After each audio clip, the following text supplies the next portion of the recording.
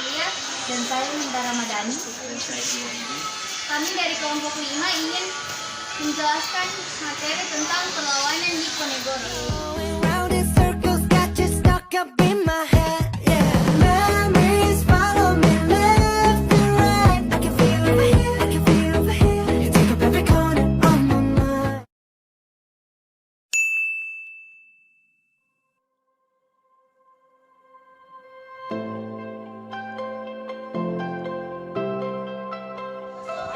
Perang di Ponegoro dilatar belakangi oleh adanya ikut campur Belanda pada urusan kerajaan. Pihak keraton tidak berdaya akan pengaruh politik pemerintahan kolonial dan justru hidup mewah serta tidak mempedulikan rakyatnya. Selain itu, sebab khusus dari perang di Ponegoro adalah pemasangan tonggak-tonggak untuk membuat rel kereta api yang melewati makam dari leluhur Pangeran Diponegoro. Kronologi Perang Diponegoro. Perang Diponegoro diawali dari 20 Juli 1825, di mana istana mengutus 2 bupati senior untuk memimpin pasukan Jawa dan Belanda menangkap Pangeran Diponegoro dan menghubungi di Tegalreja saat itu. Diponegoro beserta sebagai pengikutnya mampu menyelamatkan diri, namun kediamannya habis dibakar. Perang Diponegoro banyak melibatkan elemen masyarakat seperti petani hingga golongan perinyanyi yang menyumbangkan dana untuk Diponegoro.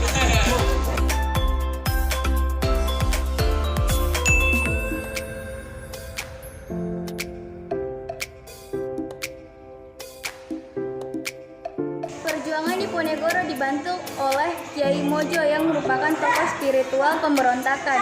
Hanya butuh waktu 3 minggu untuk Pangeran Diponegoro melakukan penyerangan dan menduduki Keraton Yogyakarta.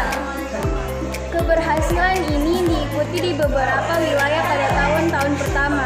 Pergolakan meluas ke arah timur mencapai Madiun, Magetan, Kediri, dan sekitarnya.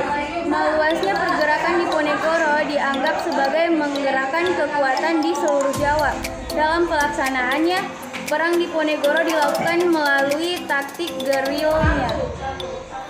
Puncaknya terjadi pada 1827 ketika Belanda mengarahkan 23.000 serdadu untuk melawan Diponegoro untuk mempersempit pergerakan Diponegoro. Belanda merancang teknik benteng Telsel dengan membangun benteng-benteng di wilayah strategis di Jawa Tengah.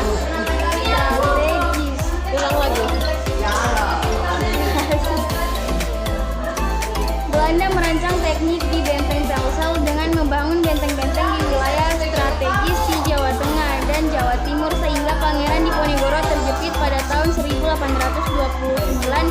Kiai Mojo ditangkap, menyusul kemudian Pangeran Mangkubumi dan Alibasa Sentot Prawirodijo pada tanggal 21 September 1829. Belanda membuat sayembara hadiah 50.000 gulden bagi siapa saja yang dapat menangkap Diponegoro dalam keadaan hidup atau mati.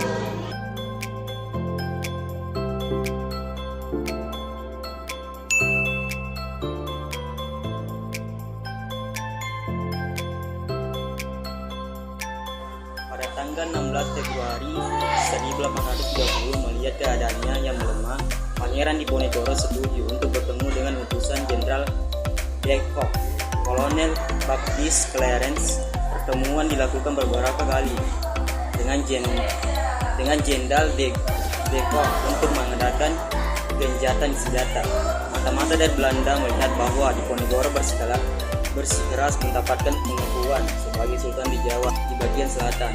Pada 25 Maret 1830, pasukan Belanda disiapkan untuk penangkapan Diponegoro. Pada akhirnya, Maret 1830, Jenderal De Kock mampu menjepit pasukan Diponegoro dan Ponegoro mampu menyerahkan diri. Penyerahan Diponegoro menjadi akhir dari Perang Ponegoro. Setelah ditangkap, Diponegoro diasingkan di gedung Karasidenan Semarang di Ungaran dan dibawa ke Batavia pada 11 April 1830. kemudian dipindahkan ke Manado pada 30 April 1830 serta tiba di Banteng Nieu, Amsterdam pada 3 Mei 1830.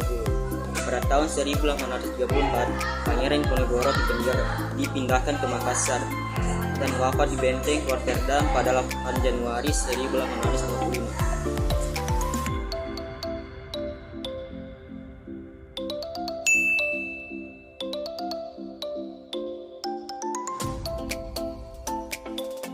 Dampak dari perang Diponegoro terhadap Belanda adalah: 1. Kas Belanda berkurang karena membiayai perang.